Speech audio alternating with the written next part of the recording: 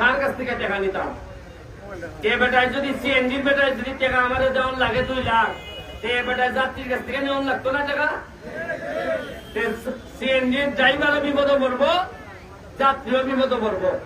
8 টাকা আমি তোমার কাছ থেকে কেড়ে নিতাম, রাষ্ট্র এবং শেখ হাসিনা আমার এদিকে টাকা দিয়ে বড়াই নিতেছে। ইটা টাকা 10 বছর করছেন কিনা হিসাব চাইল তুই বাক তুই বাইরে দেশ থেকে। এই 10-15 বছর ধরে এই টাকা গেল।